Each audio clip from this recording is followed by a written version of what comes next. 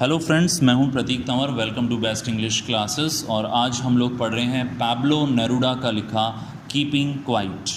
दोस्तों, ये जो पोएम है कीपिंग क्वाइट, ये प्रेजेंट की गई है इस बात को एडवोकेट करने के लिए, इस बात को सपोर्ट करने के लिए कि शांति, साइलेंस के क्या वर्च्यूज़ हैं, क्या गुण हैं, और शांति का आप आनंद उठा सकते हैं मेडिटेशन करके, ध्यान लगाकर। जो भाषा है वो पॉइंट के अनुसार ना सिर्फ लोगों को जोड़ती है बल्कि डिवाइड भी करती है, बल्कि डिवाइड ज़्यादा करती है, लोगों को ज़्यादा बांटती है।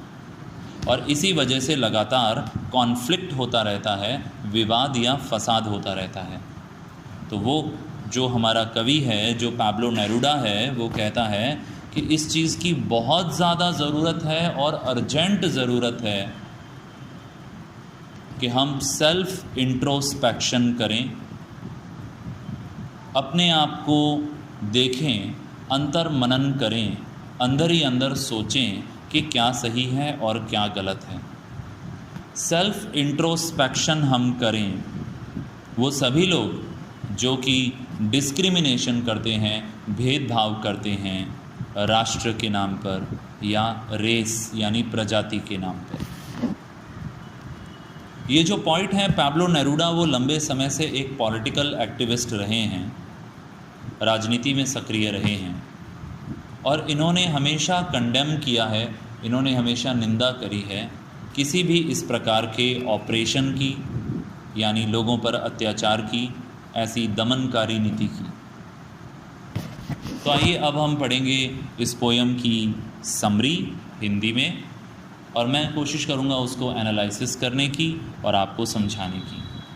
तो अब हम लोग पढ़ रहे हैं पैराग्राफ नंबर 1, 2, 3। स्टार्टिंग ऐसे होती है इस पोएम की कि हम लोग मेडिटेशन के लिए तैयार हो जाएं, ध्यान के लिए तैयार हो जाएं। ये एक वेकअप कॉल है, ये एक वेकअप कॉल है, हमें जागने की ज़रूरत है। पॉइंट यहाँ पे अपने रीडर्स को कह रहा है कि आप 12 तक गिनती करें, 1 से लेके 12 तक गिनती करें और बिल्कुल शांत बैठ जाएं, जैसे कि हम मेडिटेशन के समय बैठते हैं। वो उनसे रिक्वेस्ट करता है कि आप एब्सोल्यूटली साइलेंट रहें, एकदम चुप रहें और कुछ भी ना बोलें किसी भी भाषा में। कोई भी किसी भी प्रकार का फिज़िकल मूवमेंट भी ना करे, अपने शरीर को भी ना हिलाए। ये जो मूवमेंट है, पल है, इस अचानक शांति का, ये बड़ा रेयर होता है, ये बड़ा कम होता है। और यहाँ पर कोई आवाज़ नहीं होगी किसी भी प्रकार की जल्दबाजी की ज़िंदगी में, कोई हसल बसल नहीं होगा, कोई शोर शराबा नहीं होगा, कोई धक्का मुक्का नहीं होगा, किसी प्रकार के कोई इंजन की आवाज़ नहीं होगी। ये जो शांति का मोमेंट होगा, इसमें हम एक्सपीरियंस करेंगे एक विचित्र प्रकार की टुगेदरनेस, यानी एकता। हमें एक फीलिंग मिलेगी ब्रदरहुड की, भाईचारे की। और ये बिल्कुल भी पॉसिबल नहीं है इस बिज़ी वर्ल्ड में, इस जो बिज़ी दुनिया है, व्यस्ततम दुनिया है, उसके अंदर। अब हम पढ़ेंगे पैराग्राफ नंबर 4 to 5 का समरी और एनालिसिस। तो इसमें पॉइंट कहते हैं कि जो फिशरमैन हैं, मछुआरे हैं, उनको भी शांति से बैठना है और उन्हें बिल्कुल भी हार्म नहीं करना है, नुकसान नहीं पहुंचाना है व्हेल मछलियों को। आदमी भी जो नमक इकट्ठा कर रहा है समुद्र के किनारे, उसे भी अब रिलैक्स होना होगा कुछ समय के लिए। उसे रिलीफ मिलेगा, आराम मिलेगा अपने रोज़ के इस दर्दनाक रूटीन से, और वो देख पाएगा अपने हाथों को कि उसे कितनी ज़्यादा मिज़री हुई है, कितनी ज़्यादा तकलीफ़ें उसने सही हैं। लोग जो हमेशा शामिल रहते हैं डिस्ट्रक्टिव एक्टिविटीज़ में, विनाशकारी एक्टिविटीज़ में, इस एनवायरनमेंट के ख़िलाफ़, उन्हें भी रुकना होगा। सारे युद्ध रुक जाएंगे जहाँ पर केमिकल वेपन यूज़ में लिए जाते हैं, जैसे कि गैस और फायर। युद्ध हमेशा ही डिस्ट्रक्टिव होता है, विनाशकारी होता है, और मुश्किल से ही कोई सर्वाइवर इससे बच पाता है।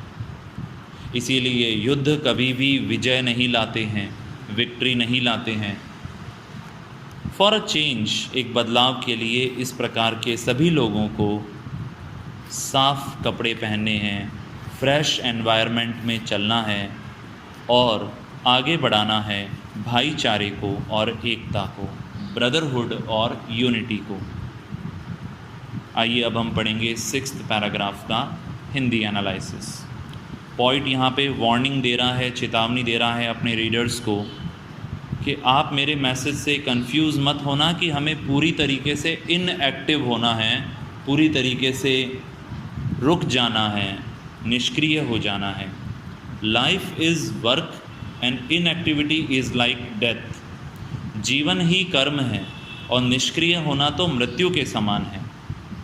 पर हमें इस बात पे फोकस नहीं करना है कि हम सिर्फ खुद को बिज़ी रखें और बस आगे बढ़ते जाएं, मूव अहेड होते जाएं, बल्कि हम कुछ पल निकालें हमारे खुद के लिए।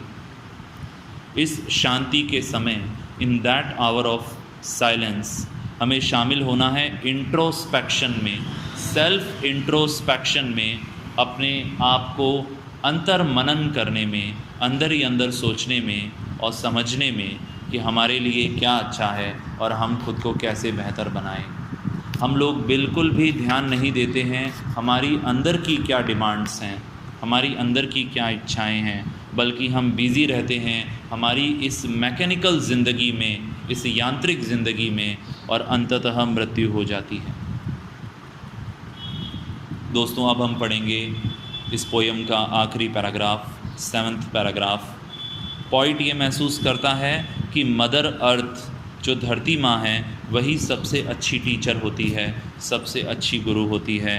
पृथ्वी हमें सिखाती है कि कैसे परपेचुअल साइकिल चलता रहता है ज़िंदगी और मौत का, एक लगातार चक्र चलता रहता है जन्म और मृत्यु का। और जब सब मर जाते हैं तब नई ज़िंदगी तैयार हो जाती है शेप लेने के लिए। बिल्कुल उसी प्रकार कई घंटों की शांति के बाद हम सोच पाते हैं कुछ क्रिएटिव आइडियाज़ के बारे में, और हमें एक नई ज़िंदगी मिलती है जिसमें ट्रैंक्विलिटी होती है और पीस होती है, शांति होती है, आनंद होता है, आराम होता है।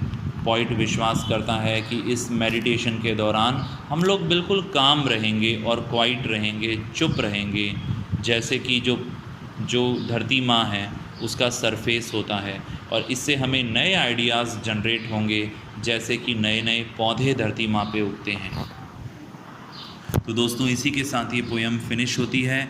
यदि मैं इसकी थीम की बात करूं तो पॉइंट यहाँ पे बात कर रहा है कि हमारी ज़िंदगी के अंदर हम सेल्फ एनालिसिस करें, आत्मविश्लेषण करें, और ये सिर्फ तभी अचीव हो सकता है जब पूर्ण शांति हो।